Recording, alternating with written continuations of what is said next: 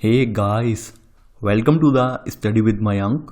मैं हूं आपका मयंक और आज ला रहा हूं मैं आपके लिए कक्षा 11 की पाठ्य पुस्तक समाजशास्त्र का परिचय। देखिए, आज इसी क्रम में आपका यहां पर चैप्टर नंबर 5 चल रहा था।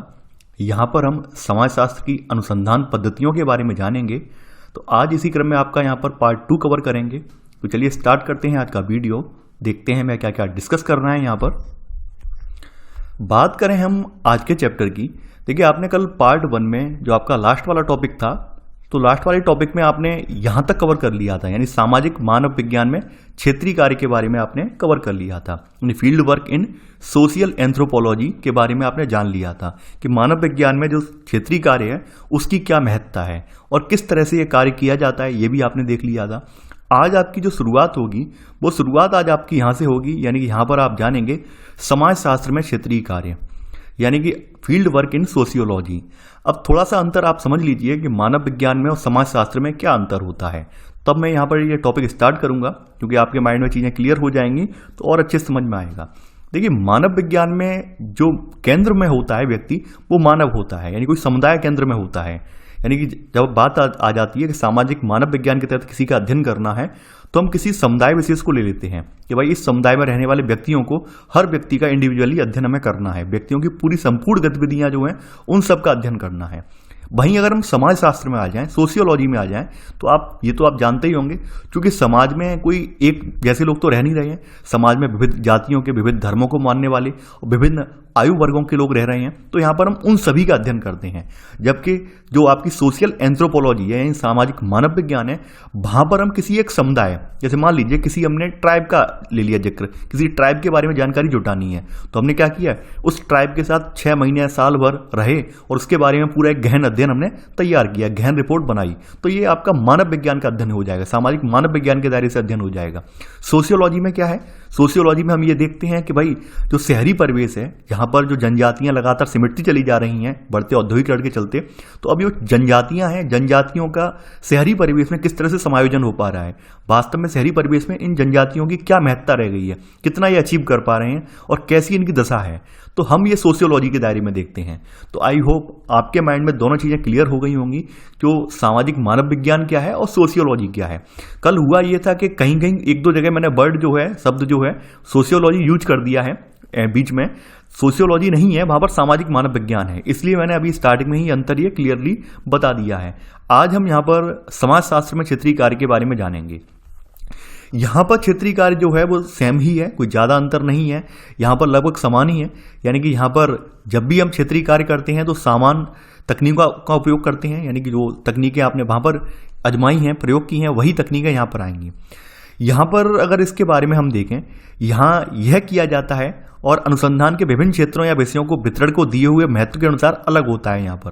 यानी कि हमने जो भी विभिन्न क्षेत्र होता है या विषय क्षेत्र होता है, तो इनके वितरण के हिसाब से हम यहाँ पर भी टेक्निक उठाते हैं, किस टेक्निक के जरिए हमें जो है वहाँ का अध्ययन करना है, ये भी हमें यहाँ पर देखना होता है। आप सभी ने कल भी जाना था और आज भी फिर से मैं बोल रहा हूँ कि समाजशास्त्री भी एक समुदाय में रहता है। तो यहाँ पर सबसे इंपॉर्टेंट बात यहाँ पर यही है कि यहाँ पर ये अंदर का निवासी बनने का प्रयास करता है। यानी कि समाजशास्त्री जो भी है, सर्वे करने वाला है, जो भी यानी अध्ययन करने वाला व्यक्ति है, वो भी कहीं ना किसी समाज से आ रहा है और जिसका अध्ययन करना है वो भी एक समाज है, तो वो उसके अंदर का निवासी बनता है, ऐसे करके अध्ययन कर पाता है। यहाँ पर मानव विज्ञान के विपरीत यहाँ पे बताया गया है कि मानव विज्ञान के विपरीत क्या होता है। यहाँ पर जैसे मानव विज्ञानी तो जो होते हैं वो जनजातीय क्षेत्रों में, दूर दराज के इलाकों में साल भर रहते हैं, लेकिन समाजशास्त्र में ऐसा नहीं है। समाजशास्त्र में संपूर्ण जो समुदाय है और संपूर्ण समुदायों में जो विविधतापूर्ण लोग रह रहे हैं, उन सभी का अध्ययन किया जाता है, उन सभी के समाजों का समुदाय में अध्ययन किया जाता है। दूसरी बात यहां पर यह भी निकल कर आती है, समाजशास्त्र में जरूरी नहीं है कि आप लोगों के बीच में ही रहें, लोगों की जो डेली रूटीन है उसे फॉलो करें। जैसे हमने सामाजिक मानव विज्ञान में, सोशल एंथ्रोपोलॉजी में देखा था अध्ययन में, कि लोग जो थे, जो अध्ययन करता थे, वो लोगों के बीच में रह रहे थे, उनके बीच में रहकर उनकी रहन सहन, उनकी बोली, उनका खान पान, उनकी दिनचर्या पूरी वो फॉलो कर रहे थे, उसके बाद किसी निष्कर्ष पे पहुंच रहे थे। यहां पर ऐसा नहीं है। यहां पर जरूरी नहीं है कि क्षेत्रीय कार्य में क्षेत्र में रहना आवश्यक ही नहीं है यहां पर। यानी कि यहां पर आप जरूरी नहीं है कि उनके पूरी जो गतिविधियां ऑल टाइम उन पर जो मॉनिटरिंग करो, नहीं, जरूरी नहीं है। कुछ समय के लिए भी आप समाज में आ सकते हो और उसके बाद अपनी रिपोर्ट तैयार करके आप ले जा सकते हो। ये समाजशास्त्र में है। तो आपके माइंड में दूसरा अंतर तो क्लियर हो गया होगा कि क्या अंतर यहां पर निकल कर आया है। आगे बढ़ते हैं। अब जैसे यहां पर एक अध्ययन है, उदाहरण के लिए बताया गया है एक अमेरिका के समाजशास्त्री हुए हैं जिनका नाम है विलियम फोर्टे वाइटे। इन्होंने अपना जो आपका क्षेत्रीय कार्य है, फील्ड वर्क है, इस पर एक जो सर्वे किया है और इन्होंने इटालियन अमेरिकन जो गंदी बस्ती है और इस गस्ती में गली के सदस्यों के बीच, गैंग के बीच यहाँ पर अध्ययन किया है और एक अपनी पुस्तक प्रकाशित की है जिसका नाम है स्ट्रीट कॉर्नर सोसाइटी। ये पुस्तक इनके ऊपर लिखी है। तो लगभग 3.5 साल तक ये इन्हीं लोगों के बीच घूमते फिरते रहे हैं, मतलब एक जगह नहीं रुके हैं। जैसे जनजातियों के मामले में आपने देखा था कि सामाजिक मानव विज्ञानी जो होते हैं एक जगह रहकर अपना तंबू वगैरह लगाकर वहां पर आराम से अध्ययन करते हैं, यहाँ पर नहीं है। यहाँ पर इन्होंने घूमते फिरते हुए अध्ययन किया है, इन्होंने समय बिताया है, लोगों से बात की है, इनके बीच, यानी कि इन्होंने पाया है कि तमाम लोग यहाँ पर युवा जो थे बेरोजगार भी थे। यहाँ पर इन्होंने ये भी देखा है यहाँ प्रवासियों के समुदाय की जो अमेरिका में जन्मी पहली पीढ़ी थी वही यहाँ पर निवास कर रही थी। तो ऐसे करके इन्होंने यहाँ पर अध्ययन किया है। यानी इनके द्वारा जो अध्ययन किया गया है ये फील्ड वर्क के लिहाज से काफी इंपॉर्टेंट है और काफी निकट अध्ययन भी रहा है। यानी कि यहाँ पर लगभग मानव विज्ञान की तरह ही इनका अध्ययन हुआ है, बस थोड़ा सा इसमें अंतर आ गया है। ऐसा ही यहाँ पर एक और अध्ययन बताया गया है, एक समाजशास्त्री और हुए हैं जिनका नाम है मिशेल बुराबो। मिशेल बुराबो ने जो है यहाँ पर एक शिकागो शहर में जो कारखाने हैं, इन कारखानों में रहकर जो कारखानों में काम करने वाले मजदूर वर्ग हैं, कामगार हैं, उनके दृष्टिकोण के बारे में अनुभव किया है। तो ऐसे करके ये अध्ययन करता हुए इन्होंने, आप देख पा रहे हैं कैसे लोगों के बीच में रहकर अध्ययन किया है। बस फर्क इतना निकल कर आएगा, जो सोशल एंथ्रोपोलॉजी है और सोशियोलॉजी है, एंथ्रोपोलॉजी में यहाँ पर व्यक्ति को महत्व दिया जाता है, यानी यहाँ पर उनके केंद्र में व्यक्ति होता है। यहाँ पर इनके केंद्र में व्यक्ति नहीं होता है, यहाँ पर इनके केंद्र में समाज होता है। इस समाज का व्यक्तियों पर क्या प्रभाव पड़ रहा है, यानी कि जो बहुत सारे लोग आकर समाज का निर्माण कर रहे हैं वो किस प्रकार का समाज है, यहाँ पे पूरे समाज का अध्ययन किया जाता है, किसी एक व्यक्ति विशेष पर फोकस नहीं दिया जाता है। तो आप समझ गए होंगे सोशियोलॉजी के बारे में और सोशल एंथ्रोपोलॉजी के बारे में। हम अपने भारत की बात करते हैं। भारतीय समाज में आपने देखा होगा, महात्मा गांधी का कथन भी है, तमाम लोगों का मानना भी है कि आपको जो वास्तविक भारत देखना है वो वास्तविक भारत आपके ग्रामीण परिवेश में ही बसता है। यानी आपको वास्तविक भारत की अगर झलक देखनी है तो वो आपके ग्रामीण परिवेश में ही आपको देखने को मिलेगा। तो हमारे यहाँ भी जो अध्ययन स्टार्ट हुए हैं समाजशास्त्र के दायरे से, तो ये 1950 में हमारे यहाँ तमाम भारतीय, जहाँ पर साथ में विदेशी लोग भी थे, इन लोगों ने, मानव विज्ञानियों ने, इसमें कुछ मानव विज्ञान भी थे, तो गांव के जीवन पर और समाज पर कार्य करने लगे हैं। तो इन्होंने गांव में जनजातीय समुदायों जिनका अध्ययन इन्होंने आरंभिक मानव वैज्ञानिकों द्वारा किया गया था, उनमें यहाँ पर एक महत्वपूर्ण भूमिका निभाई है। यानी कि यहाँ पर भारत के जो गांव हैं और इन गांव का अध्ययन जो पहले मानव वैज्ञानिक कर चुके थे जनजातीय समुदायों का, तो उस अध्ययन ने जो है एक महत्वपूर्ण सहायता प्रदान की है। उस अध्ययन के जरिए इन्हें जो है एक सहायता मिली है। लेकिन यहाँ पर बताया गया है कि भाई जो पहले जो अध्ययन किया गया था ये सीमित समुदाय का था, यानी जो मानव विज्ञान के दायरे से किया गया था, क्योंकि मानव विज्ञानी जो होते हैं, मैंने बताया था आपको, पर्टिकुलर एक समुदाय को उठाते हैं, वो सभी समुदायों का अध्ययन साथ में नहीं करते हैं, किसी एक समुदाय को चिन्हित कर लेते हैं। मान लेते हैं किसी ट्राइब को ले लिया, तो पूरा उनका जो ब्यौरा होगा, पूरा उनका लेखा जोखा होगा, पूरी रिपोर्ट होगी उस ट्राइब पर ही निर्भर होगी, उस ट्राइब के इर्द गिर्द ही होगी, किसी और के बारे में जिक्र नहीं करेंगे। तो यहाँ पर बताया गया यह भी एक सीमित समुदाय था और ये छोटा था और एक अकेले व्यक्ति द्वारा इसका अध्ययन किया जा सकता था। यानी कि यहाँ पर अगर व्यक्ति जो है एक छोटे समुदाय का अध्ययन कर लेगा तो वहां पर प्रत्येक व्यक्ति को वो जान जाएगा। तो ऐसे करके यहाँ पर इन्होंने मानव विज्ञान वाला अध्ययन किया है। मानव विज्ञान का जो सरोकार रहा है, यहाँ साफ साफ फिर से लाइन आई है कि मानव विज्ञान ने अपना जो जहाँ पर अध्ययन किया है वो अधिकतर आदिम समुदायों से होने के कारण इनका अध्ययन हुआ है। यहाँ पे बताया गया कि मानव विज्ञान का सरोकार जो है अधिकतर आदिम समुदाय से होने के कारण जो उपनिवेशवादी भारत में राष्ट्रवादियों में यह लोकप्रिय नहीं था। यानी भारत की बात करें तो भारत में सोशल एंथ्रोपोलॉजी है, इसका अध्ययन ज्यादा कारगर नहीं रह पाया है। क्यों? क्योंकि सोशल एंथ्रोपोलॉजी यानी कि सामाजिक मानव विज्ञान, ये अध्ययन आदिम समुदायों का करता था। आदिम समुदाय का मतलब क्या? जनजातीय समुदाय है जो प्रकृति की गोद में रहे हैं, समाज की मुख्य धारा में या फिर जो आपका औद्योगिक औपनिवेशिक समाज है उसमें शामिल नहीं रहे हैं, उनका अध्ययन किया गया है। जबकि भारत में ऐसी स्थिति तो थी नहीं। भारत में आपको पता होगा यहाँ पे जनजातियां भी थीं और यहाँ पर लोग भी रह रहे थे, नगरों में, गांव में लोग रह रहे थे। तो यहाँ पर सबका अध्ययन एक ही दायरे से रहकर नहीं कर सकते हैं। यानी सबका अध्ययन हम केवल जनजाति वाले दायरे से आदिम समुदाय के समझकर अध्ययन करते हैं भारतीय लोगों के बारे में, तो कहीं ना कहीं निष्कर्ष गलत निकलेंगे। यानी कोई व्यक्ति आए और भारत की किसी जनजाति का अध्ययन करके ये कह दे कि भारत के लोग आदिम प्रवृत्ति के हैं, भारत के लोग बहुत पुरातन प्रवृत्ति के हैं, भारत के लोग नवीन तकनीक से अवगत नहीं है, तो ये कहीं ना कहीं भारत के समाज के बारे में कहना गलत होगा। तो यही बात यहाँ पर भी थी, क्योंकि हमारा समाज जो था विविधतापूर्ण था। तो यहाँ पर आदिवासी जो हमारे राष्ट्रवादी वगैरह थे, राष्ट्रवादियों में ये जो मानव विज्ञान वाला अध्ययन है ये लोकप्रिय नहीं था, ये विधा लोकप्रिय नहीं थी। यहाँ पर इन तमाम लोगों का मानना है, राष्ट्रवादियों का मानना है कि यहाँ पर जो मानव विज्ञान के जो ये वाला जो पहलू है, मानव विज्ञान की जो तकनीक है, इसमें तमाम पूर्वाग्रह शामिल हैं।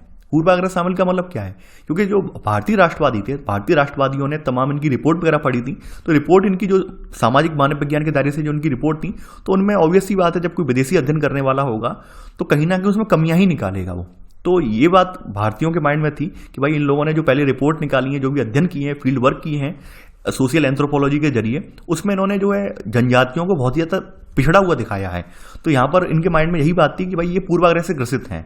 तो ऐसे करके इन्होंने ये देखा, क्योंकि ये औपनिवेशिक समाजों के विकासात्मक या सकारात्मक पहलुओं के स्थान पर उनके गैर आधुनिक पक्षों को उजागर करते थे। यहाँ पे साफ साफ कहा गया है कि ये लोग क्या करते थे, ये लोग जो समाज हैं, यानी जो पिछड़े, जो आपके जो भारतीय समाज जैसे हैं, ये औपनिवेशिक समाज की तुलना में इनको जो है गैर पिछड़ा हुआ, गैर आधुनिक, ये सब इन्हें जो है अपनी किताबों में, अपनी रिपोर्ट में प्रदर्शित करते थे। तो इस वजह से भारतीय शिक्षित भारतीय या भारतीय राष्ट्रवादी जो थे वो इस रिपोर्ट पर यहाँ पर फेवर में नहीं थे, इस रिपोर्ट का समर्थन बिल्कुल नहीं करते थे। तो यहाँ पर समाजशास्त्री के लिए यहाँ पर केवल जनजातियों का अध्ययन करना इंपॉर्टेंट नहीं था, इसलिए हमने जो है यहाँ पर गाँव पर फोकस दिया है। यहाँ पर अपने ग्रामीण परिवेश पर गांव वाला जो अध्ययन है, इसको हमारे राष्ट्रवादियों ने और औपनिवेशिक काल के तमाम जो शिक्षित भारतीय हैं, इन लोगों ने स्वीकार किया है। यानी कि हमारे यहाँ एंथ्रोपोलॉजी वाले अध्ययन को स्वीकार नहीं किया गया है। उसका रीजन यही था क्योंकि एंथ्रोपोलॉजी में केवल एक जनजाति का अध्ययन हो रहा था, और जनजाति के अध्ययन के आधार पर पूरे भारतीयों के बारे में एक मानसिकता बना लेना, ये कहीं ना कहीं गलत है, एक गलत संदेश जाता। तो यहाँ पर हमारे जो तमाम शिक्षित वर्ग के लोग थे उस समय, तो उनका सबका मानना यही गया कि आप हमारे गाँव का अध्ययन कीजिए, क्योंकि गाँव जो है आपके भारत के, यहाँ पर भारत को दर्शा रहे हैं, भारत की आपको प्रतिबिंब देखने को मिल रहा है इस गाँव के जरिए। तो यहाँ पर वही सब चीज़ें होती हैं। और आगे बढ़ते बढ़ते कि आरंभिक मानव विज्ञान और उपनिवेशवाद के बीच संबंधों पर भी यहाँ पर प्रश्न पूछे जाने लगे थे। यानी कि जैसे जैसे समय आगे बढ़ा है तो तमाम लोगों ने जो आरंभिक मानव विज्ञान है और उपनिवेशवाद बढ़ा है, इनके बीच क्या संबंध है, ये भी यहाँ प्रश्न उठने लगे हैं। यहाँ पे कुछ और भी लोग हुए हैं, जैसे मेलिनोवस्की का नाम आप पहले भी देख चुके हैं, एक इवांस प्रिचार्ड हुए हैं। तो इन्होंने तमाम जो है अपने क्लासिक फील्ड वर्क किए हैं और इसके जरिए इन्होंने पता लगाया है क्षेत्रीय कार्य के जरिए लोगों की मानसिकता या उन पर औपनिवेशिक साम्राज्यों का जो हिस्सा थे तो उनका पता लगाया है। लेकिन यहाँ पर कहने का मतलब ये क्या है, यहाँ पर इन्होंने जो जैसे मेलिनोवस्की हैं, यहाँ पर इवांस हैं, इन्होंने जो अध्ययन किए हैं, यहाँ पर इवांस के अध्ययनों में ये पाया गया है कि जहाँ भी इन्होंने अध्ययन किया है ये हिस्से ज़्यादातर किनके नियंत्रण में थे, ये देश औपनिवेशिक साम्राज्यों का हिस्सा थे। और ऐसे करके औपनिवेशिक साम्राज्यों का हिस्सा होने की वजह से कहीं ना कहीं वहाँ की जनता स्वतंत्र रूप से कार्य भी नहीं कर पा रही थी। तमाम जो है आलोचना करने वाले व्यक्तियों ने आरोप लगाया है, क्योंकि आपने जो आपके यहाँ अध्ययन करने आए थे इन समाजों का, वो आपके पश्चिम के ही लोग थे, आपकी तरफ के लोग थे। और हमारे यहाँ के समाज, क्योंकि आपने हमारे ऊपर कब्जा कर रखा है, तो हमारे यहाँ के समाज स्वतंत्र रूप से व्यवहार नहीं कर पाए, क्योंकि आपका दबाव था। तो कहीं ना कहीं इस बात को लेकर आलोचना भी की गई है। तो यहाँ पर आगे बढ़ते बढ़ते हम यहाँ पर देखेंगे ऐसे करके इनके अध्ययन क्या है, फिर अपने भारत में कैसे स्टार्ट हुए हैं। तो यहाँ पर हमारे यहाँ पद्धति शास्त्री कारणों की बजाय हमारे यहाँ गांव पर किए गए अध्ययन ज़्यादा महत्वपूर्ण हैं, क्योंकि यहाँ पर हमारे यहाँ जो भारतीय समाजशास्त्र में जो विषय उपलब्ध कराए गए हैं, तो ये इस विषय में हमारे यहाँ जो गांव का रोल है वो बहुत ज़्यादा इंपॉर्टेंट है। आप देखेंगे जो भी सरकार आती है, सरकार की रुचि यही होती है कि विकासशील ग्रामीण भारत में ही था, यानी कि जो विकास प्राचीन विकास में देखने को मिला है वो हमारे ग्रामीण भारत में ही निकल कर आया है। इसके अलावा राष्ट्रीय आंदोलन, खास करके महात्मा गांधी ने भी आपके ग्राम उत्थान पर ज़्यादा बल दिया है, क्योंकि गाँव के बारे में विचार सबका यही था, क्योंकि गाँव जो है आपके भारत का प्रतिबिंब दर्शाते हैं, भारत की झलक दर्शाते हैं। तो गांव के विकास पर ज़्यादा बल दिया गया है। तो सभी जितने राष्ट्रवादी रहे हैं हमारे आज़ादी के बाद जो भी लोग रहे हैं, उन्होंने आपके ग्रामीण परिवेश पर ज़्यादा बल दिया गया है। यानी कि यहाँ तक कि शहरी शिक्षित भारतीय भी कहीं ना कहीं किसी न किसी ग्रामीण पृष्ठभूमि से ही बिलोंग करते थे। इसके अलावा शहरी शिक्षित वर्ग के लोग भी यहाँ पर ग्रामीण पृष्ठभूमि के बारे में जानकारी लेने में उनकी रुचि बढ़ रही थी। इस वजह से लगातार समाजशास्त्र के दायरे में भारतीय परिवेश में जो है यहाँ पर आपके गांव का अध्ययन एक महत्वपूर्ण हिस्सा बन गया। यानी हमारे यहाँ समाजशास्त्र के दायरे में सबसे इंपॉर्टेंट बात क्या रही है कि हम लोगों ने ग्रामीण परिवेश का अध्ययन ज़्यादा किया है। यहाँ पर कुछ चीज़ें हैं, गांव का अध्ययन कैसे स्टार्ट हुआ है। जैसे बताया गया है कि 1950 और 60 के दौरान हमारे यहाँ कुछ गाँव का अध्ययन करने के लिए यहाँ पर आपके भारतीय समाजशास्त्र है ये एक मुख्य पेशा बन गया है, क्योंकि उस समय गाँव की हालत जो थी बहुत दयनीय थी, कंडीशन बहुत क्रिटिकल थी। हमारे यहाँ देश आज़ाद हुआ था हाल में, तो स्थिति इतनी ज़्यादा मजबूत नहीं थी। तो यहाँ पर इससे भी काफ़ी समय पहले एक मिशनरी दंपति रहे हैं, विलियम और चार्लोटे वाइजर। इन्होंने उत्तर प्रदेश के गांव में 5 साल रहकर यहाँ पे अध्ययन किया है, और ऐसे करके इन्होंने एक अध्ययन में बिहाइंड मड वॉल्स एक किताब लिखी है। ऐसे करके आप देखेंगे यहाँ पर। हालांकि यहाँ पर इस किताब के जरिए इन्होंने कई सारी चीज़ों को उजागर भी किया है। इससे पहले जो है ये आपके विलियम बाइजर थे, विलियम बाइजर एक किताब और लिख चुके थे, ये थी जजमानी व्यवस्था पर।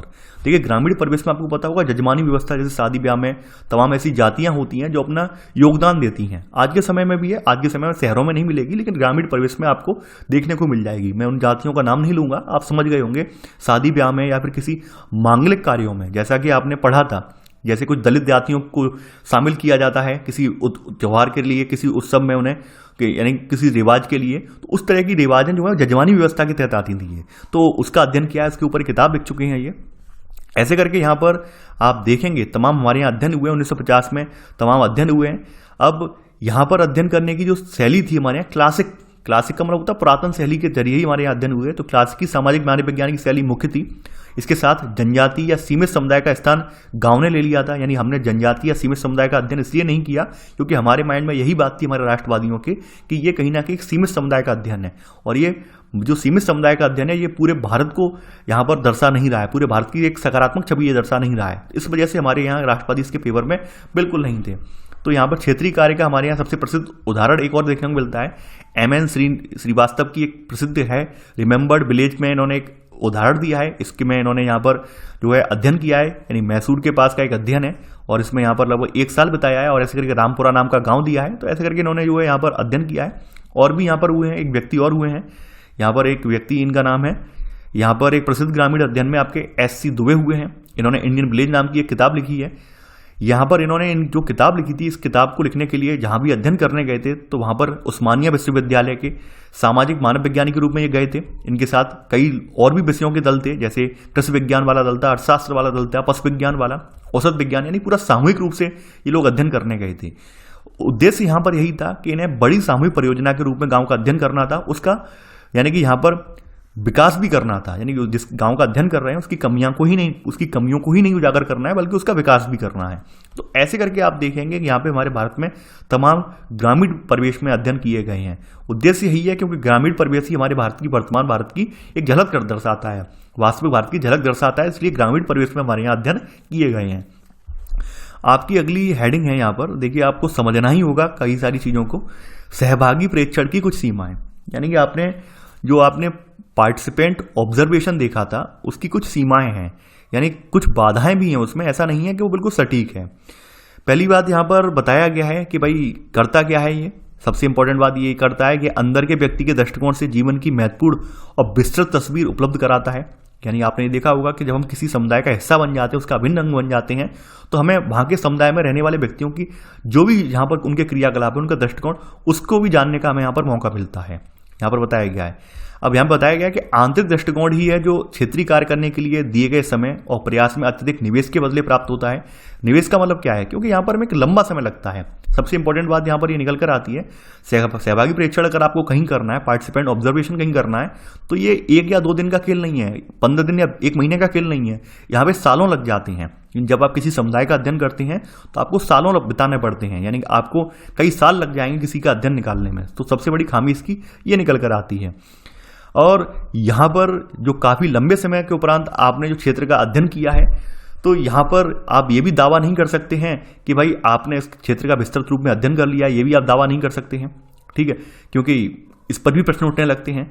इसके अलावा यहाँ पर क्षेत्रीय कार्य, यानी कि जो आपका सहभागी प्रेक्षण आपने देखा होगा, इसे कुछ क्षेत्रीय कार्य भी कहते हैं, कल आपने देखा था। तो क्षेत्रीय कार्य में आपके प्रारंभिक प्रभावों में आप सुधार करने की गुंजाइश होती है, जो कि प्राय त्रुटिपूर्ण या पूर्वाग्रहित हो सकते हैं। यानी कि यहाँ पर जो आप पूर्व में पहले जो कार्य करते हैं उनमें आप सुधार भी कर सकते हैं, ये भी आपको यहाँ देखने को मिलता है। तो यहाँ पर कुछ चीज़ें क्या होती हैं, जो अध्ययनकर्ता की मनोदशा पर भी निर्भर करती हैं कि कौन सा अध्ययनकर्ता समाज को किस दायरे से देख रहा है, किस नज़रिए से देख रहा है, ये भी यहाँ पर बताया गया है।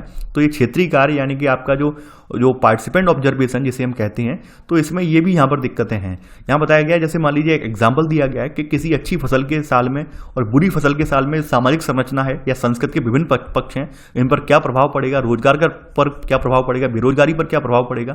तो ये सब यहाँ पर दर्शाया गया है। यहाँ पर लोगों की क्या क्या मनोवृत्ति बनेगी, ये सब चीजें हैं। यहाँ पर बताया गया है कि सभी अनुसंधान पद्धतियों की तरह यहाँ पर क्षेत्रीय कार्य की भी कुछ कमजोरियां निकल कर आती हैं।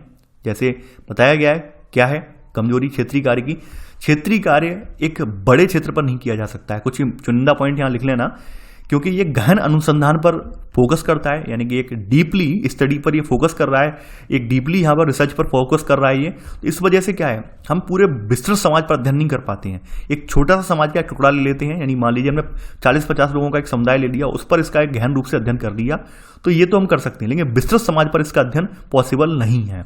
ठीक है, तो ये लिख लेना आप कि यह गहन अनुसंधान इसमें निहित होता है और यह विश्व के एक छोटे से भाग को अनुसंधान में शामिल कर पाता है। गहन अनुसंधान की वजह से ये सबसे बड़ी खामी इसकी पहली ये खामी ये है, यानी कि यहाँ पर कोई एक अकेला गांव या छोटा सा समुदाय हम लेते हैं और उस समुदाय का आप अध्ययन करते हैं और पूरा वो समुदाय जो है पूरे आपके समाज को प्रदर्शित नहीं कर सकता है, पूरे समाज को परिलक्षित नहीं कर सकता है। ये बात यहाँ पर निकल कर आई है, यानी कि अगर आप छोटे समुदाय का अध्ययन कर लें और समुदाय जो है आपके अन्य गाँव क्षेत्र या देश में होने वाली घटनाओं को यहाँ पर अध्ययन उनका नहीं कर सकता, उनके बारे में नहीं बता सकता है।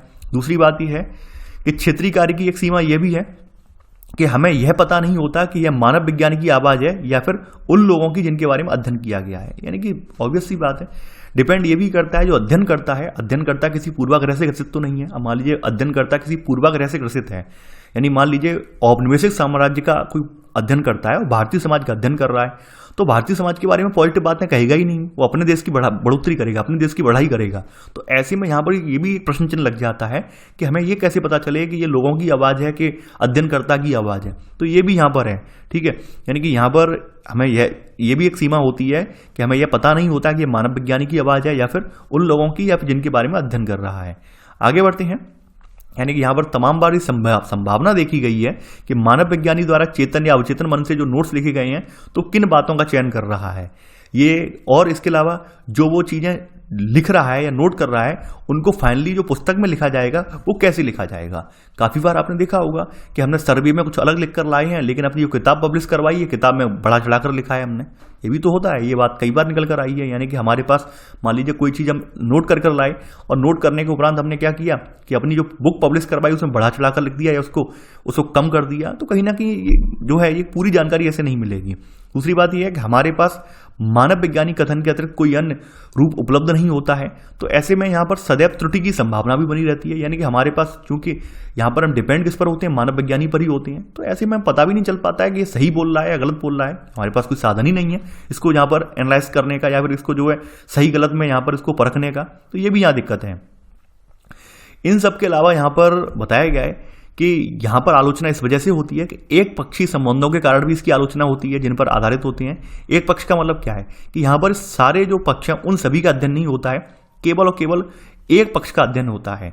यानी कहने का मतलब क्या है, उनकी जो बातचीत है, उनका जो रहन सहन है पूरा दिन दर्शाते हैं। यानी मान लीजिए आपने किसी जनजातीय समुदाय का अध्ययन कर रहे हैं और आप अध्ययन करता है ये पूरी जनजाति है, अध्ययन कर रहे हैं, तो आप जनजाति समुदाय से जो आपका संवाद हुआ है आप पूरे संवाद को नहीं दर्शा पा रहे हैं। तो इसका मतलब क्या है, अध्ययन पूरी तरह से त्रुटिहीन नहीं है, अध्ययन में त्रुटि है।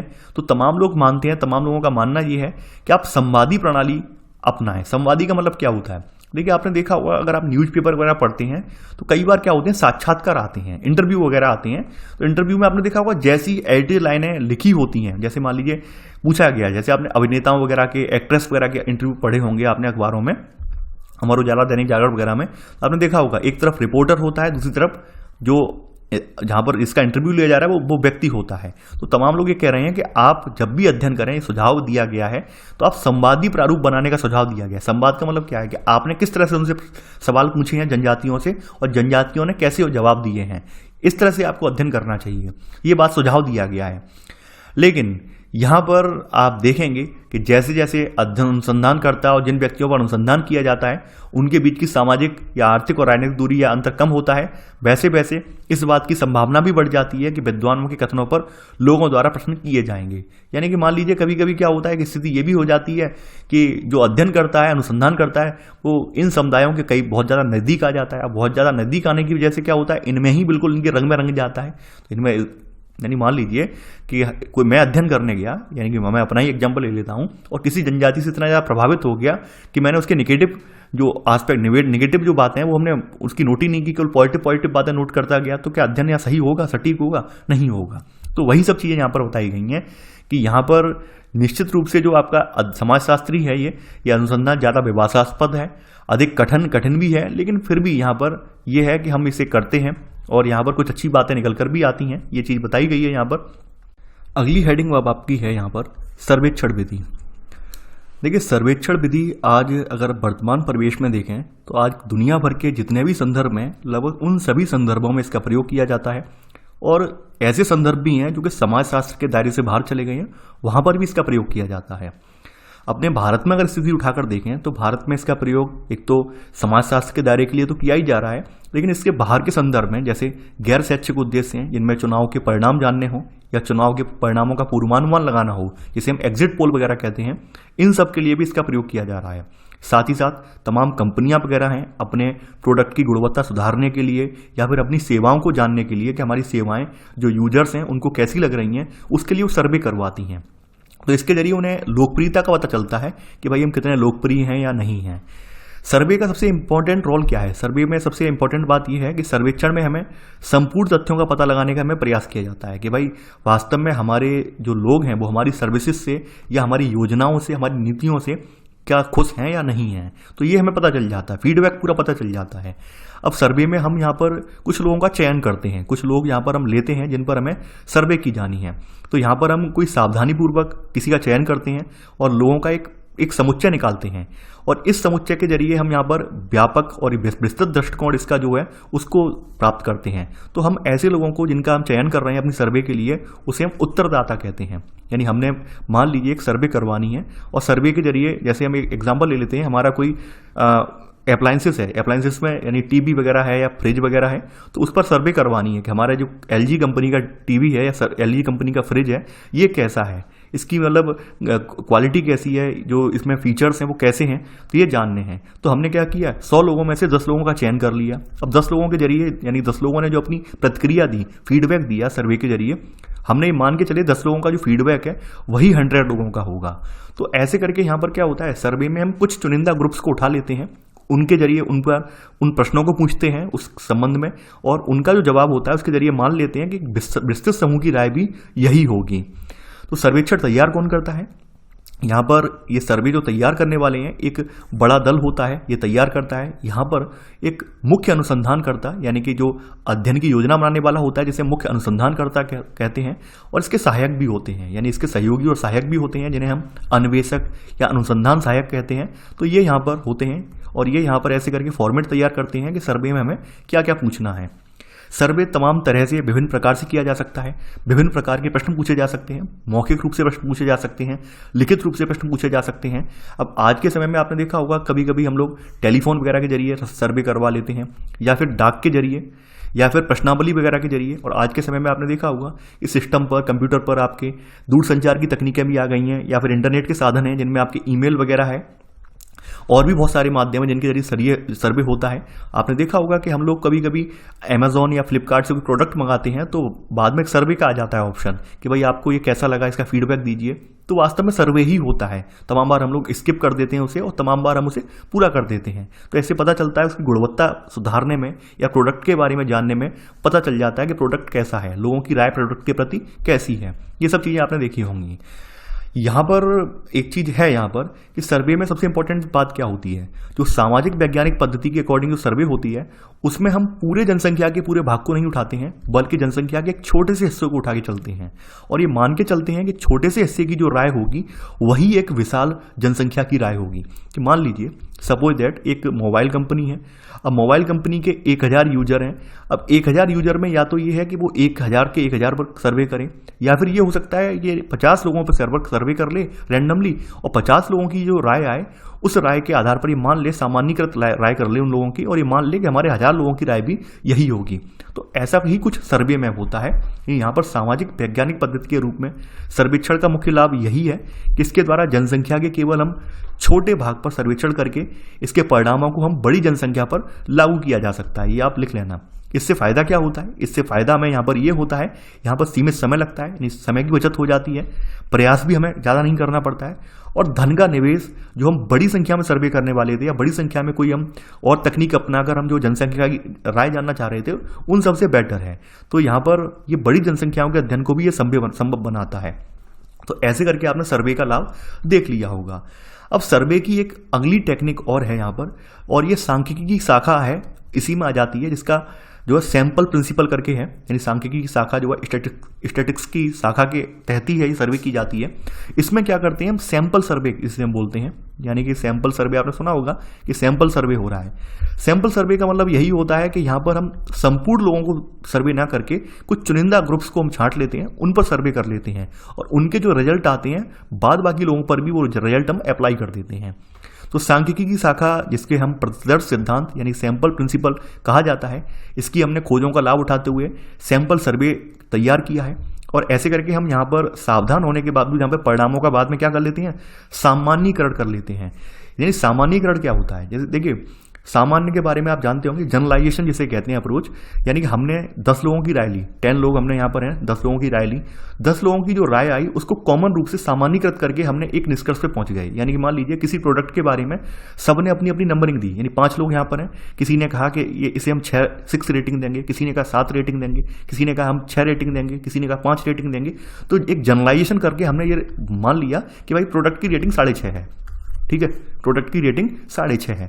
तो इसे सामान्यीकरण की टेक्निक कहते हैं, यानी कि जिसके जरिए हम एक सामान्य राय निकाल लेते हैं। यानी हमने 100 लोगों के मध्य कोई सर्वे किया, 100 लोगों की जो राय थी, जैसे आपने देखा होगा बहुत अच्छा, बहुत बुरा, ठीक है, सामान्य, एवरेज, ऐसे करके पूछा जाता है। तो वहां पर ये सामान्यीकरण बाद में यूज होता है कि 10 लोगों का जो राय आई है, एक सामान्यीकरण क्या एक निकल के आ रहा है, एवरेज क्या निकल कर आ रहा है उनका, तो उस एवरेज के आधार पर पता चल जाता है हमारा रिजल्ट।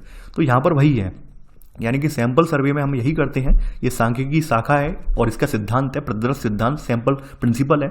इसके जरिए एक सैंपल सर्वे होती है, इसमें जो रिजल्ट हमें मिलते हैं उनको हम सामान्यीकृत कर लेते हैं और ऐसे करके हमें पता चल जाता है कि हमारी बड़ी जो हमारी छोटी सी जनसंख्या है इसके परिणाम क्या है और इसे फिर हम बड़ी जनसंख्या पर अप्लाई कर लेते हैं। अब यहाँ पर इसमें 2 सिद्धांत आ जाते हैं, आपके सैंपल सर्वे में आपके 2 सिद्धांत आ जाते हैं। इसमें पहला सिद्धांत क्या है, इसमें पहला सिद्धांत ये है कि जनसंख्या के सभी महत्वपूर्ण उपसमूहों को पहचाना जाए और प्रतिदर्श में उन्हें प्रतिनिधित्व दिया जाए। अब चूंकि आपने ये देखा होगा सैंपल सर्वे में हम बड़ी जनसंख्या को शामिल नहीं कर रहे हैं, केवल एक छोटे से भाग को शामिल कर रहे हैं। तो ये कैसे आइडेंटिफाई करें कि भाई ये कैसे आइडेंटिफाई हम करें कि यही जो समूह है इसको शामिल किया जाए या इसको शामिल नहीं किया जाए, ये कैसे आइडेंटिफाई करें, ये भी एक चुनौती है। तो डिपेंड करता है, ये जो अनुसंधान तैयार करने वाला व्यक्ति है उस पर डिपेंड करता है वो कैसे इनका जो है सिलेक्शन करेगा। तो आपने देखा होगा हमारे समाज के बारे में भी, हमारे समाज में जो है हमारा समाज पूरा एकीकृत नहीं है, एक जैसा नहीं है, तमाम उप श्रेणियों में बटा हुआ है, यानी कि जिसे हम स्तरीकरण कहते हैं, स्ट्रेटिफिकेशन कहते हैं, तमाम छोटी छोटी श्रेणियों में बटा हुआ है। जैसे आप अगर अपने शहरी जनसंख्या का विचार करें या ग्रामीण जनसंख्या का विचार करें तो ये भी क्या है, एक स्तरीकरण तो ही है कि शहर की जनसंख्या हो गई, ग्रामीण जनसंख्या हो गई, स्तरीकरण है। अब किसी गाँव में भी हम देख सकते हैं, कोई गाँव बड़ा है आकार में, कोई छोटा है, ये भी गाँव का स्तर हो सकता है। इसके अलावा गाँव में रहने वाले समूह जाति के आधार पर, वर्ग के आधार पर, इन सभी को भी हम स्त्रीकृत कर सकते हैं। तो ऐसे करके हम यहाँ पर चयन करना होता है कि हम कौन कौन से उपसमूहों को यहाँ पर रख रहे हैं, यानी कौन कौन से उपसमूहों को सैंपल सर्वे में ले रहे हैं। संक्षिप्त में अगर हम देखें तो संक्षिप्त में स्तरीकरण की धारणा हमें ये बताती है कि प्रतिदर्श का प्रतिनिधित्व दी गई जनसंख्या के सभी संबद्ध स्तरों की विशेषताओं को दर्शाने की सक्षमता पर निर्भर है। यानी कहने का मतलब क्या है, यहाँ पर एक एग्जाम्पल लेके समझते हैं। मान लीजिए समाज में आपके सोसाइटी में 10 ग्रुप्स हैं, 10 ग्रुप्स हैं, 10 उपसमूह हैं और हमने 10 उपसमूहों के 10 व्यक्तियों को उठा लिया, यहाँ पर एक एक व्यक्ति इसमें से ले लिया। तो यहाँ पर इन 10 व्यक्तियों की जो राय होगी किसी मुद्दे पर, तो वही राय इन समूहों में जितने भी लोग रह रहे हैं उन सभी की यही राय होगी। तो यहाँ पर वही बताया गया है कि जो प्रतिदर्श है, यहाँ पर प्रतिदर्श में जो भी जनसंख्या प्रतिनिधित्व कर रही है, तो ये हमें इससे पता चलता है कि ये बाद बाकी स्तरों की पूरी विशेषताएं दर्शाने में सक्षम है इसका रिजल्ट। यहाँ पर अगली बात कही गई है कि किस प्रकार के प्रतिदर्शों को प्रासंगिक माना जाए, यानी कौन से सैंपल जो है इन्हें प्रासंगिक माना जाए। ये जो है ये बात अनुसंधान के अध्ययन के विशिष्ट उद्देश्यों पर निर्भर करती है, यानी कि आपके अनुसंधान का उद्देश्य क्या है, आप किस कॉन्टेक्स्ट में यहाँ पे सर्वे कर रहे हैं, ये बहुत इंपॉर्टेंट है। ठीक है, ये प्रतिदर्श आपका जो है ये सैंपल आपका प्रासंगिक कब माना जाएगा, तो आपको यहाँ जानना बहुत जरूरी है कि आप किसके लिए सर्वे कर रहे हैं। कि मान लीजिए आप धर्म को लेकर सर्वे कर रहे हैं, धर्म को लेकर सर्वे कर रहे हैं तो हो सकता है आपको यहाँ पर सभी धर्मों को मानने वाले अनुयायी हैं, उनको उनमें से आपको चयन करना हो। मजदूरों की सर्वे कर रहे हो तो हो सकता है मजदूरों से रिलेटेड जो लोग हैं कंपनियों वगैरह में उनको आप उठा रहे हो, तो ये यहाँ पर होता है। तो यहाँ पर इसका पहला सिद्धांत क्या है कि हम यहाँ पर आइडेंटिफाई करते हैं उप समूहों को, क्योंकि यहाँ पर एक बड़ी विशाल जनसंख्या को शामिल नहीं करना है, कुछ ग्रुप को शामिल करना है, कुछ लोगों को शामिल करना है। अब अगला प्रश्न आपके मन में ये उठता होगा, अब ऐसे तो कंपनी वाले ये भी तो कर सकते हैं कि अपने जो फेवर वाले व्यक्ति हैं, जैसे मान लेते हैं कोई पार्टी का नाम ले लेते हैं, चुनावी पार्टी यानी कोई राजनीतिक पार्टी का नाम ले लेते हैं। जैसे हमें जानना है, देखिए मैं नाम नहीं लूंगा पार्टी का, मुझे अंदर से थोड़ा हंसी भी आ रही है। जैसे हमें जानना है कि AB जो पार्टी है, एक पार्टी है AB नाम की, इस पार्टी का काम कैसा है, ये पार्टी की जो सरकार है काम कैसा कर रही है। अब मान लीजिए AB पार्टी के अगर आप फॉलोअर से सर्वे करवाएंगे तो भाई वो तो अपनी पार्टी का सब 100 में से 100 ही देंगे, 100 में से 110 भी देने की कोशिश करेंगे। हो सकता है, ये भी तो हो सकता है। यानी कि मान लीजिए कोई अभी किसी पार्टी AB की सरकार है देश में और एक सर्वे करवाया जाए उसकी नीतियों को लेकर, उसकी योजनाओं को लेकर, उसके जो शासन को लेकर, तो उसकी पार्टी के फॉलोअरों से अगर सर्वे करवाएंगे तो ये होगा कि भाई वो तो 100 में से 100 या 100 में से 200 देने की भी सोचेंगे नंबर। लेकिन ये पता कैसे चलेगा? जब ये पता तब चलेगा जब हम रैंडमली जो जनता है, जनता के बड़े तबके में से लोगों को उठाएंगे और रैंडमली उनसे पूछेंगे कि भाई ये वर्तमान में जो सरकार है AB नाम की, इसका कार्यकाल कैसा है, ये कार्य कैसा कर रही है, तभी हमें वास्तव में रिजल्ट का पता चल पाएगा। तो यहाँ पर भी प्रदर्श सिद्धांत में दूसरा यहाँ पर सिद्धांत यही है कि यहाँ पर हम एक तकनीक अपनाते हैं। यानी यहाँ पर प्रदर्श चयन का दूसरा सिद्धांत है वास्तविक इकाई, अर्थात व्यक्ति या गांव या घर का चयन पूर्णतया अवसर पर आधारित होना चाहिए। अवसर पर आधारित का मतलब क्या है? रैंडमली होना चाहिए, स्वाभाविक रूप से होना चाहिए, जिसे हम यादृच्छिकरण कहते हैं, यानी रैंडमाइजेशन जिसे कहते हैं। रैंडम आपने सुना होगा शब्द रैंडम, तो रैंडम का मतलब यही होता है कि यादृच्छिकरण, यानी कि आपने स्वाभाविक रूप से रैंडमली किसी को उठा लिया है, ठीक है। यानी आपने केवल सेलेक्ट करके नहीं उठाया है कि भाई ये व्यक्ति हमारा फॉलोअर तो इससे सर्वे करवाए, नहीं, रैंडमली आपने किसी व्यक्ति को उठा लिया है। तो इसे हम यादृच्छिकरण कहा जाता है, जो कि स्वयं संभाव्यता की संकल्पना पर आधारित है। यानी यादृच्छिकरण का मतलब आप जानते होंगे, जैसे पासा, जैसे मान लीजिए हमने कोई सिक्का उछाला तो सिक्के की चित या पट आने की पॉसिबिलिटी क्या होगी? एक संभाव्यता का सिद्धांत ही तो आपने पढ़ा है प्रायिकता में कि भाई चित्ता सिक्का जो है वो चित्त आएगा या पट गिरेगा, यानी हेड आएगा या टेल आएगा। तो ये क्या है? ये संभाव्यता ही तो है। तो ऐसे ही यहाँ पर भी हम वही करते हैं, ये सेम टेक्निक यहाँ पर भी है कि हम यहाँ पर जिन लोगों का चयन करते हैं उनके बारे में हम यहाँ पर ऐसे ही रैंडम एक आंकड़े उठाते हैं। ये नहीं है सेलेक्ट करके कि सेलेक्ट करके मान लीजिए पार्टी के आदमी नहीं, पार्टी के आदमी ऊपर ही सर्वे कर लें, नहीं, हम रैंडमली उठाते हैं। और अब जब रैंडमली उठाते हैं तभी हमारा सर्वे का रिजल्ट यहाँ पर प्रामाणिक रूप से मिल पाएगा हमें, यानी हम जो जानना चाह रहे हैं वही हमें फिर पता चल पाएगा। आगे बढ़ते हैं। अब प्रदर्श को चुनने का विचार कैसे आएगा, ये बताया गया है कि हम यहाँ पर सुनिश्चित, यानी प्रदर्श, हम एक प्रदर्श को चुनने में समान विचार का उपयोग करते हैं। यहाँ पर हम सुनिश्चित करने का प्रयास करते हैं कि प्रदर्श में चयन किए गए जो व्यक्ति या घर या गांव है ये पूर्ण तरह अवसर पर आधारित हैं, ये किसी अन्य तरह से नहीं है। किसी अन्य तरह का मतलब क्या है? यानी आपने मान लीजिए जानबूझ के उन्हीं गाँव को उठाया है जो कि किसी पार्टी विशेष के नेताओं के गाँव हैं, तो ऑब्वियस सी बात है वहाँ की जनता उन पार्टी विशेष के नेताओं के अपोजिशन में तो नहीं बोल पाएगी।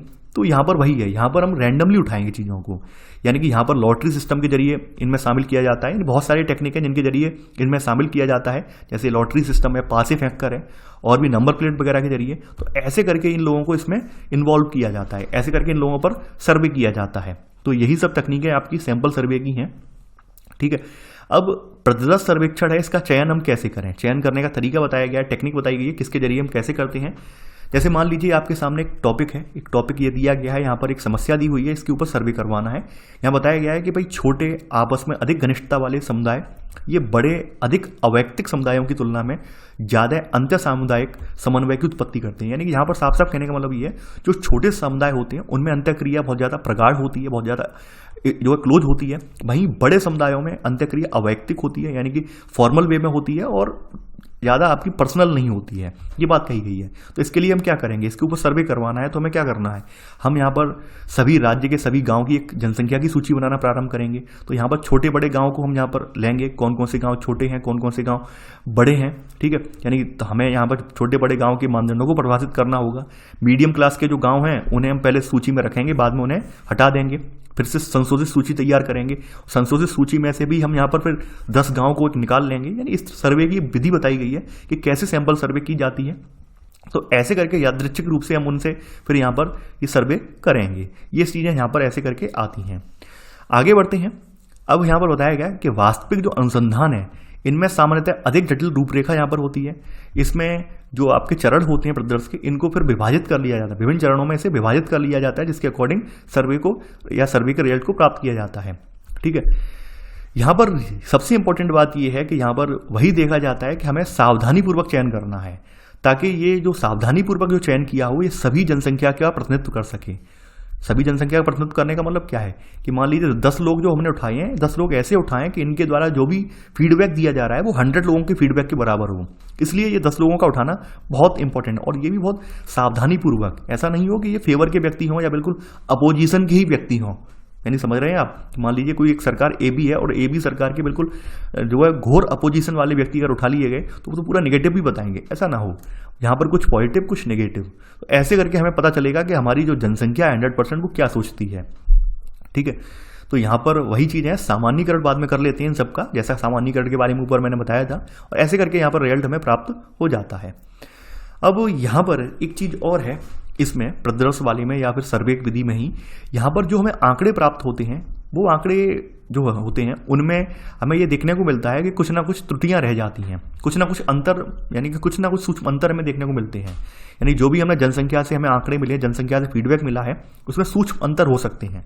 तो ऐसे विचलन, इसे हम विचलन कहते हैं इसकी भाषा में, और विचलन की संभावना को हम निर्धारित कर सकते हैं, और इसे हम सीमांत त्रुटि या प्रतिदर्श की त्रुटि के नाम से जानते हैं। तो यानी कि सीमांत त्रुटि के बारे में आपने पढ़ा होगा, यानी मार्जिनल एरर के रूप में हम जानते हैं कि थोड़ी सी यहाँ पे गलती है तो हम मान के चलते हैं उतना हम घटा देते हैं।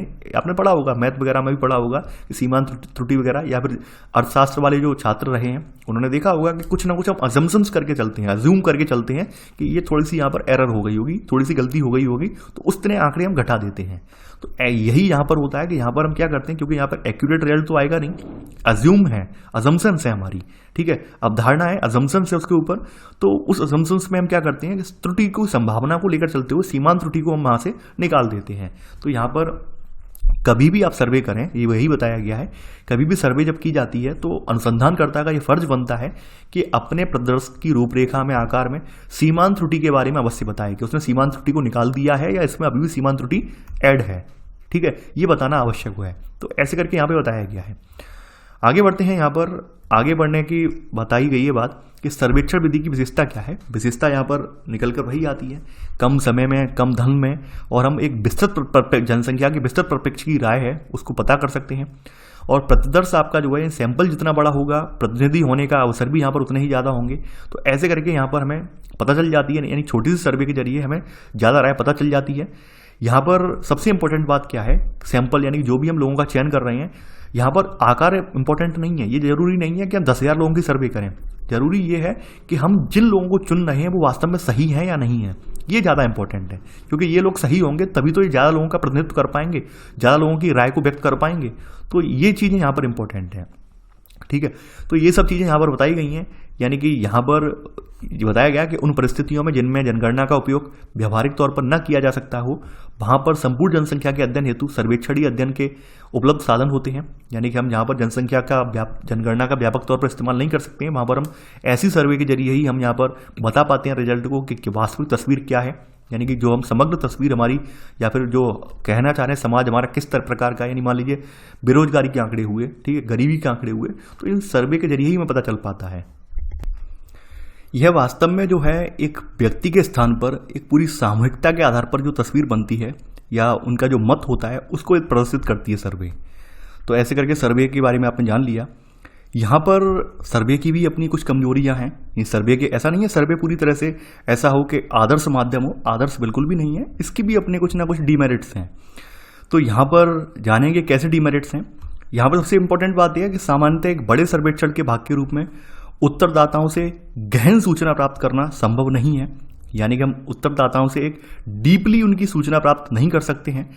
और दूसरी बात यह है, उत्तरदाताओं की संख्या अधिक होने के कारण यहाँ पर प्रत्येक व्यक्ति से उसके बारे में हम डीपली नहीं जान सकते हैं। यहाँ पर उतना भी डीपली नहीं जान सकते, एक सामान्य राय जान सकते हैं, डीपली नहीं जान सकते हैं। अगली बात यह है, यहाँ पर सुनिश्चित करना भी कई बार कठिन हो जाता है कि कैसे प्रश्न रखे जाएं, जटिल प्रश्न रखे जाएं या फिर ऐसे प्रश्न रखे जाएं जिनसे विस्तृत सूचनाएं चाहिए, या फिर ये भी हो सकता है जो प्रश्न हमने रख रहे हैं उत्तरदाता समझ ही नहीं पाए, और उत्तरदाता उसे जब समझ ही नहीं पाएगा तो आंसर भी सही नहीं दे पाएगा। तो कई सारी दिक्कतें यहाँ पर भी हैं। और प्रश्न पूछने के या रिकॉर्ड करने के तरीके हैं, उनसे भी यहाँ पर त्रुटियाँ आ सकती हैं। ये भी हो सकता है यहाँ पर वही प्रश्न पूछने के तरीके हैं, जैसे मान लीजिए टेलीफोन कॉल के जरिए है और जहाँ पर उत्तरदाता बैठा है वहाँ पर बड़ा जो है शोर शराबा है। तो ऐसे में क्या होगा, कई बार जो त्रुटियां होती हैं बहुत ज़्यादा हो जाती हैं, यानी कि सटीक आंकड़े हमें नहीं मिल पाते हैं। अगली बात यहाँ पर कही गई है कि भाई यहाँ पर इसका प्रयोग इस अनुसंधानकर्ता के अलावा अतिरिक्त व्यक्तियों के द्वारा भी किया जाएगा। यानी यहाँ पर कहा गया है कि त्रुटियों को दूर करने के लिए यहाँ पर सावधानी से रूपरेखा अपनानी चाहिए और यहाँ पर अनुसंधानकर्ता के अलावा यहाँ पर और भी व्यक्ति इसमें त्रुटियों को दूर करने में इन्वॉल्व होने चाहिए। अगली बात यहाँ पर ये होती है कि भाई यहाँ पर उत्तरदाता अपनी निजी जिंदगी के बारे में बहुत कुछ नहीं बता पाता है, क्योंकि इनके बीच कोई दीर्घकालिक संबंध नहीं है। तो इस वजह से उत्तरदाता को भी लगता है कि इतना डीपली नहीं बताना चाहिए। तो ऐसे करके यहाँ पर बताया गया इसके कारण कोई आपसी पहचान या विश्वास नहीं होता है। तो इस वजह से यहाँ पर सर्वे में लोग डीपली नहीं बता पाते हैं। और जब भी अजनबियों के से जब सवाल पूछा जाता है तो अजनबियों के मध्य पूछे जा सकते हैं जो, तो उनका उत्तर वही वो देता है जो जनरली वो देता है। यानी कि जो अजनबी वगैरह किसी व्यक्ति से सवाल पूछते हैं तो अजनबी के सामने कैसे व्यवहार करना है, तो उसी तरह का वो व्यवहार करता है वहाँ पर। यानी कि जब भी कोई सर्वे की जाती है तो वहाँ पर निजी या फिर संवेदनशील जानकारी नहीं पूछी जाती है, एक जनरल यानी कि सामान्य जानकारी पूछी जाती है।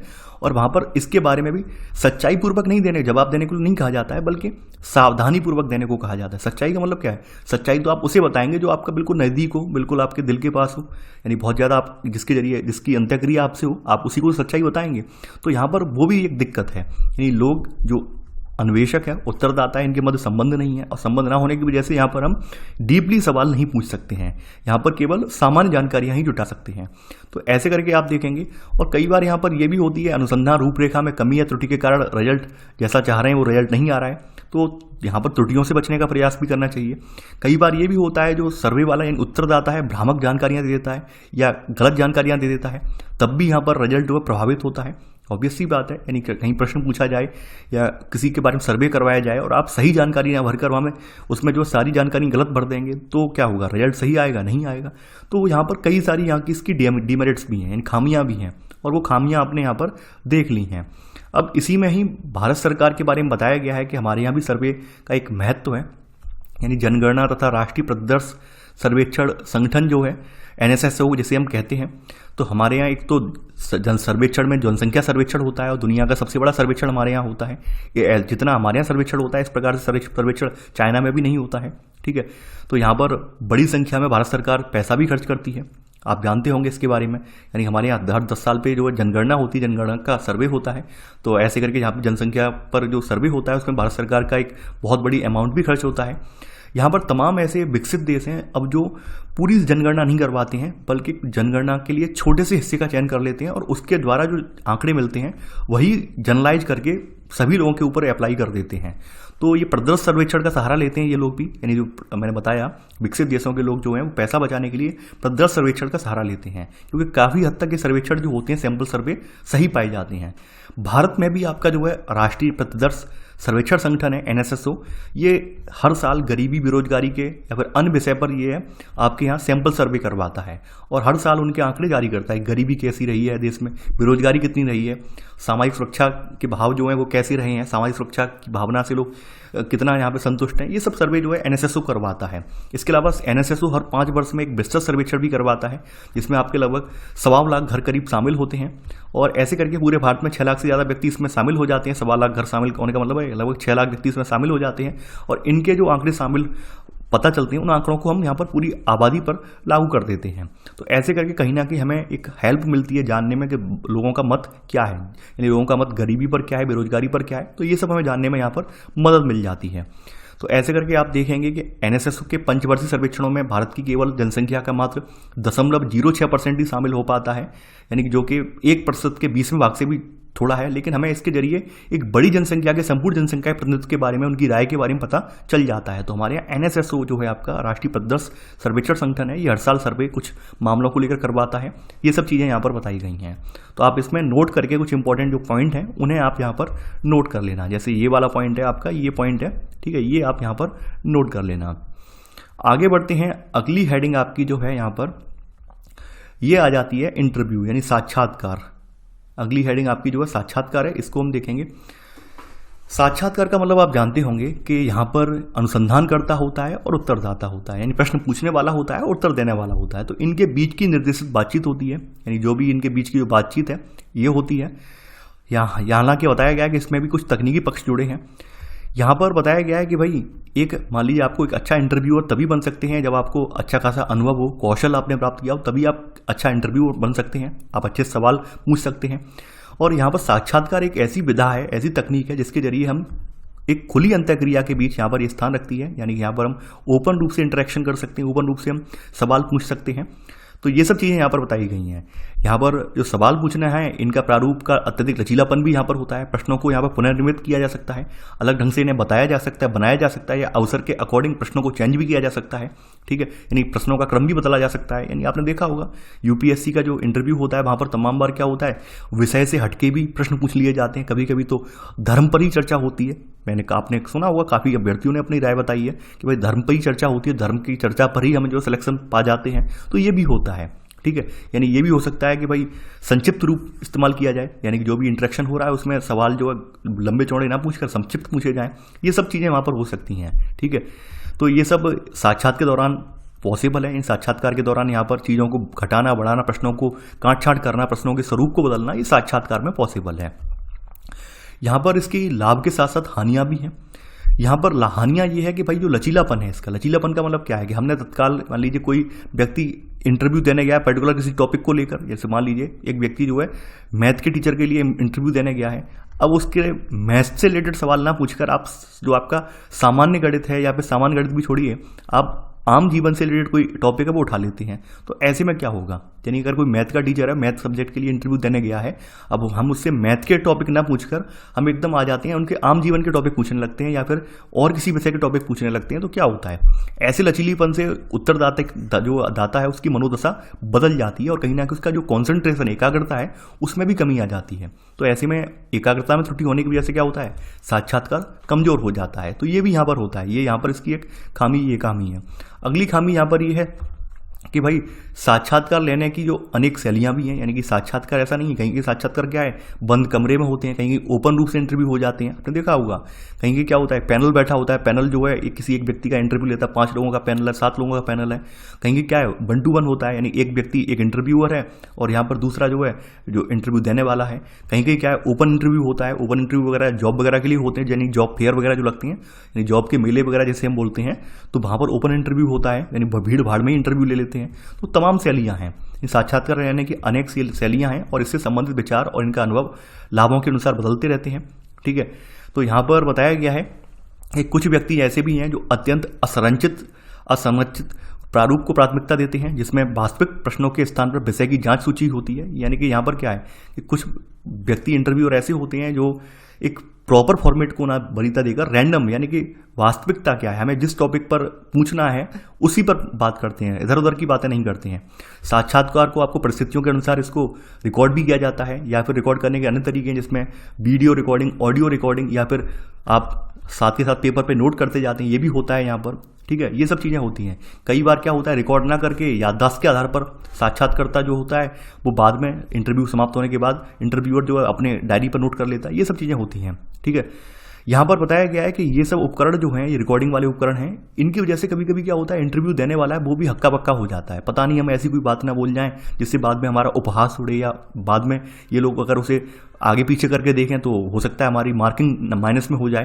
तो इस वजह से कई बार जो है वो बनावटीपन आ जाता है, यानी औपचारिकता आ जाती है, बनावटीपन आ जाता है, असामान्य फील करता है, उत्तरदाता जो होता है असामान्य फील करता है, और कई बार उसकी बातों में बनावटीपन आ जाए। बनावटीपन का मतलब क्या है कि हमारे सामने कैमरा लगा हुआ है, ऑब्वियस सी बात है हम यही कोशिश करेंगे। मान लीजिए आपके सामने कोई न्यूज़ चैनल है और न्यूज़ चैनल का कैमरा लाइव चल रहा है, लाइव टेलीकास्ट हो रहा है और आपको पूरा देश देख रहा है, तो आप कहीं ना कहीं आपसे सवाल जो पूछा जाएगा तो आप उसके ऊपर अपनी राय, एक सधी हुई राय देंगे, यानी बंधी हुई राय देंगे। अपने ऊपर आपके मन में जो चल रहा है वो नहीं बताएंगे, क्योंकि आपको डर है कहीं कि पूरा देश देख रहा है, पता नहीं क्या प्रतिक्रिया आएगी। तो वही यहाँ पर होता है। कभी कभी क्या होता है जो व्यक्ति है उत्तरदाता है वो असहज हो जाता है और यहाँ पर औपचारिकता सी करने लगता है। और इसके अलावा यहाँ बताया गया दूसरी तरफ जब रिकॉर्ड करने की अन्य कम व्यापक विधियों का प्रयोग किया जाता है तो कभी कभी महत्वपूर्ण सूचना छूट भी जाती है। यानी ये भी खामी है कि जब रिकॉर्ड करने के साधन नहीं है तो कभी कभी इंपॉर्टेंट जो टॉपिक है, इंपॉर्टेंट जो तथ्य हैं वो छूट जाते हैं। ठीक है, और उन तथ्यों का अगर हम बाद में प्रकाशन वगैरह करते हैं तो प्रकाशन में ये भी है जो पब्लिश करने वाला पब्लिशर है वो उन तथ्यों को अपने हिसाब से मेंशन करता है। यानी आपने देखा हुआ तमाम इंटरव्यू जो है बाद में छापे जाते हैं अखबार वगैरह में, तो इंटरव्यू यानी कि जो उत्तरदाता है उसने तो कुछ अलग उत्तर दिया था, लेकिन अखबार वाले मिर्च मसाला डालकर उसमें और कंटेंट को बढ़ा देते हैं या फिर उसमें काट छाँट कर देते हैं। तो ऐसे करके यहाँ पर ये भी यहाँ पर एक खामी है बताई गई है यहाँ पर। ठीक है, तो यहाँ पर आप देखेंगे साक्षात्कार को हम प्राय अन्य पद्धतियों के साथ अनुपूरक रूप में भी हम उपयोग कर लेते हैं, जैसे सहभागी प्रेक्षण में हम यहाँ पर उपयोग कर लेते हैं, सर्वेक्षण के साथ प्रयोग कर लेते हैं। और यहाँ पर वही है कि हम डायरेक्ट किसी से लंबी बातचीत के आधार पर जानकारी जुटा सकते हैं। तो यहाँ पर ऐसे करके आप देख सकते हैं अनुपूरक रूप में भी इस्तेमाल कर लेते हैं। और एक पद्धति के रूप में साक्षात्कार व्यक्तिगत पहुंच पर और उत्तरदाता और अनुसंधानकर्ता के आपसी संबंधों या विश्वास पर निर्भर होता है, यानी कि इनके संबंध कैसे इस पर भी निर्भर होता है। यानी मान लीजिए दोनों ही व्यक्ति, कहीं ऐसा ना हो इंटरव्यू लेने वाला और इंटरव्यू देने वाला एक ही मत के हैं, यानी एक ही थिंकिंग के हैं या एक ही आइडियोलॉजी से बिलोंग करते हैं। मान लीजिए इसकी किसी पार्टी के नेता का इंटरव्यू लेना हो और उसी पार्टी का ही कोई व्यक्ति एंकर बन जाए तो क्या होगा? तो ऑब्वियस सी बात है, वही सदी हुई बातें आएंगी, वही बनावटी बातें आएंगी, निष्कर्ष निकल के कुछ भी नहीं आ पाएगा। तो ये सब चीज़ें यहाँ पर इंटरव्यू में देखी जाती हैं। इंटरव्यू के लिए ये सब खामियाबी इंटरव्यू की बताई गई हैं। तो ऐसे करके आपका ये चैप्टर समाप्त हो गया है। और चैप्टर के साथ साथ आपकी जो किताब है क्लास 11th की, आपकी ये बुक बंद थी सोशियोलॉजी की, तो ये भी कंप्लीट हो गई है। अब इसके बाद क्लास 11th की सेकंड बुक स्टार्ट होगी। और दूसरी बात, आप में से तमाम लोग परेशान हैं, परेशान बिल्कुल भी ना हो। इसके बाद Indian economy bye Ramesh Singh मैं करवाऊंगा, आप लोग परेशान बिल्कुल ना हो। मैंने जो कमिट कर दिया वो मैं काम करवाऊंगा। इसके अलावा हम लोग और हमारी टीम लोग जो है आपकी इथिक्स पर भी वर्क कर रही है। इथिक्स के लेक्चर ज़्यादा नहीं बनेंगे। इथिक्स के आप ये मत सोचें कि इथिक्स के बहुत ज़्यादा लेक्चर बनेंगे, मुश्किल से 10 या 20 लेक्चर में खत्म हो जाएगा। ज़्यादा लेक्चर नहीं है उसमें, छोटे छोटे टॉपिक हैं, छोटी छोटी जो कॉन्सेप्ट हैं उसके, ज़्यादा लेंदी कॉन्सेप्ट नहीं है। क्योंकि बात यह है कि वहाँ पर जो चीज़ें हैं वो आपके आए दिन में होने वाली चीज़ें हैं, आम दिनों में जो आप अपने इर्द गिर्द सोसाइटी देखते हैं वो सब चीज़ें हैं। यानी हम कह सकते हैं व्यवहारिक ज्ञान पर आधारित है। तो व्यवहारिक ज्ञान में ये है कि आप अपने व्यवहार में जो देखते हैं, जो करते हैं, जो समझते हैं, वही सब उसमें है। कोई ज़्यादा उसमें गहन टॉपिक नहीं है। ठीक है, तो आप लोग परेशान ना हो, अध्ययन जारी रखें अपना, और वीडियो को लाइक शेयर करना बिल्कुल ना भूलें। तो चलिए आज के लिए बस इतना ही। Thanks for watching. जय हिंद।